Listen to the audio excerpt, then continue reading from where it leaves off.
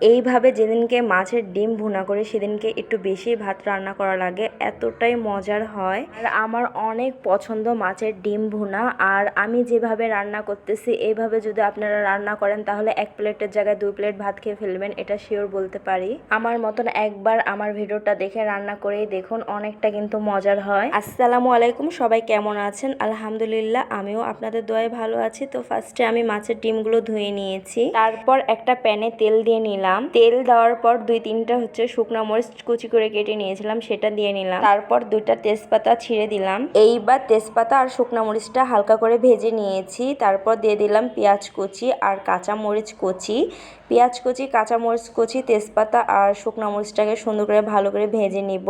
যখন লাল করে ভাজা হয়ে গেছে তখন আদা রসুন বাটা দিয়ে নিলাম। আদা রসুন বাটাটাও ভালো করে ভেজে নিব যতক্ষণ না একটা সুন্দর অ্যারোমা বার হচ্ছে।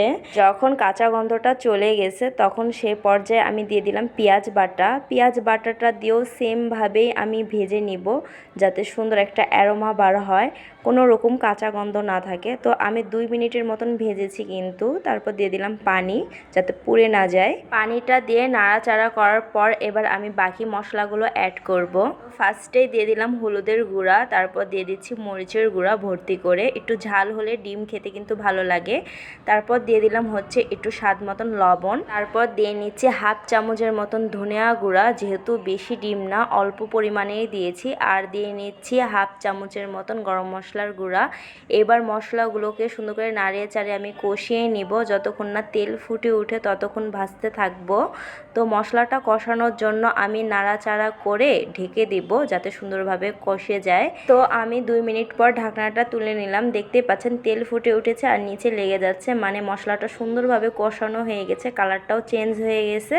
এই পর্যায়ে আমি টমেটোর পেস্ট দিয়ে নিলাম। টমেটোর পেস্টটা দিয়েও এখন কষিয়ে নিব যাতে টমেটোর কাঁচা গন্ধটা না থাকে। তো টমেটোর পেস্টটা দিয়েও সুন্দর করে কষানো হয়ে গেছে। দেখতেই পাচ্ছেন মশলাটা কত সুন্দরভাবে কষিয়ে নিয়েছি। এই পর্যায়ে আমি মাছের ডিমগুলো ছেড়ে দিলাম, আর সাথে ছিল পটকা, মাছের পটকা থাকে না, সেই পটকাটা। এবার আমি সুন্দর করে মাছের ডিমগুলো মশলার সাথে কষিয়ে নিব, একদম ঝুরা ঝুরা করে ফেলবো। আজকে আমি ঝুরা ডিম ভুনাটা করতেছি, যে ঝুরা ঝুরা ডিম ভুনা করে না সেটা করতেছি।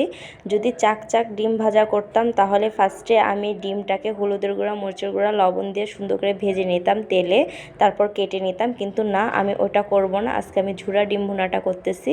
তো মশলার সাথে সুন্দর করে আমি 2-3 মিনিটের মতন কষিয়েছি কিন্তু ডিমগুলোকে। তারপর যতটুকু পানি দরকার ততটুকু দিয়ে নিয়েছি। তারপর আমি ঢেকে দিয়েছিলাম যাতে সুন্দর করে ফুটে যায়, সিদ্ধ হয়ে যায় ডিমটা।